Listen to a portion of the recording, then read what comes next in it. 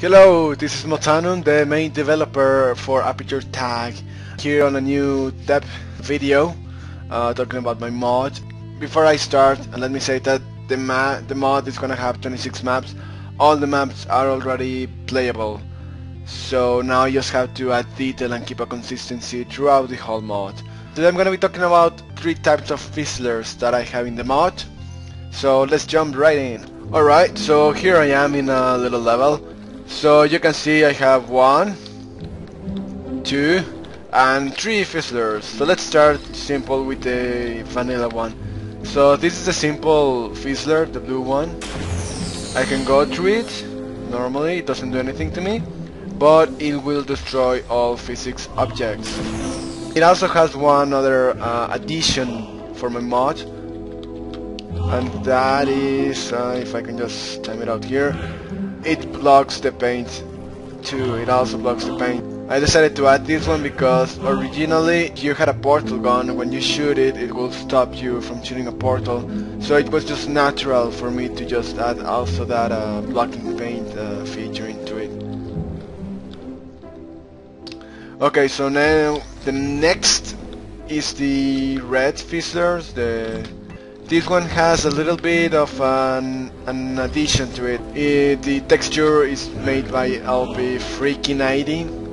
She has made a bunch of nice Portal 2 mods that I recommend you watch. She also helps me with other aspects of the mod, which I'll probably cover in another video. So yeah, I like this texture. I saw this one on one of her maps and I loved it. It's a lot better in my opinion than the red lasers. It looks like a proper fizzler. It's different, but it still looks like a proper fizzler.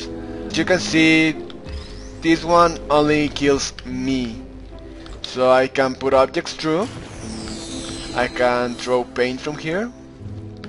But if I go through, I will die. So I'm not gonna go through for now. Okay, and finally we have this other fizzler, which is the green fizzler. You can see this one does not fizzle any physical objects. What it does, however, is pretty critical. It turns off your gun, your gel gun. It looks at the moment, it looks like a normal portal gun, but it is not. So you can see it has blue and red signs turned on. They're bright. So that indicates me that when I go in the direction of the arrow, it's gonna give me my gun in that state, so I can shoot both blue and red. For example, if it was only red, when I go through it will only turn on red. So that's something good to keep in mind once you get your hands on the mod. I said it's important, the arrow here is very important, because if I go through the other way, I cannot shoot any gel. You might hear me clicking here. Yeah. So here I can shoot, and here I cannot shoot. So yeah, the idea that it turns off your gun when you go in the opposite direction was initially because I needed a way to shut down the gel when you exit a puzzle. So after you went through the exit, you will go in an opposite fizzler that will turn off your gun. However, in the later puzzles, there were a lot of different fizzlers. So at one point of the puzzle, you could be with blue only, and then you will have red only, and having another fizzler to just turn off your gun was a necessity. So that was implemented, but this one was just left over as a puzzle element. Basically, if they have an arrow, there is a direction that you need to go for it to turn on your gun. When I spawned, this door is open, so I could walk in and then just go back, and I will be able to shoot inside the spawning room, and I didn't want that. So that's one of the reasons why this fizzler has a one direction only.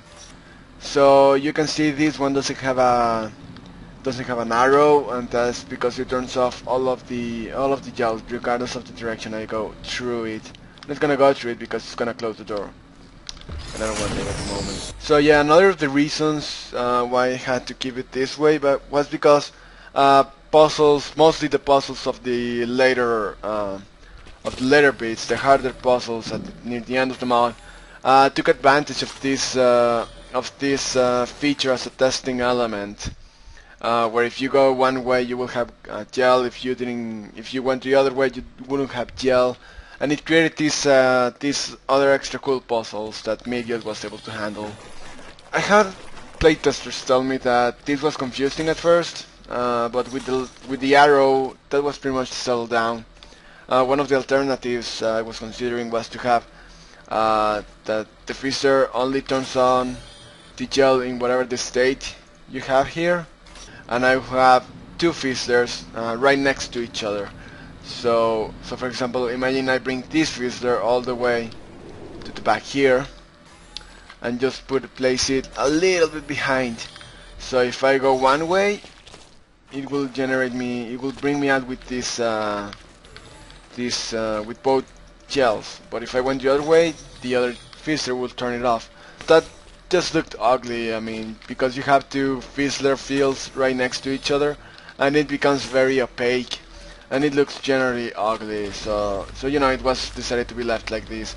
The reason this doesn't fizzle out the cubes or the physical objects was because actually, well, I'm not gonna say which puzzle exactly because that might be a spoiler, but one of the later puzzles required me to be able to stop my gels. So as you can see, this one blocks my gels, just like the normal blue one.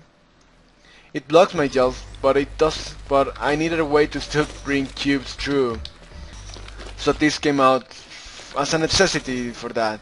But it also had the other nice feature or nice consequence that in some of the puzzles, so for example, let's say I came back from a fling, and I will come here and accidentally fizzle my cube, and that was just a pain in the ass for the playtesters. Okay, so those are all the three types of fizzlers that I use for this mod. You need to pay attention pretty much to these signs here, and yeah, you know, it's fun, it's great fun. I love it. I like the fizzlers, and they add a lot of that to the mod.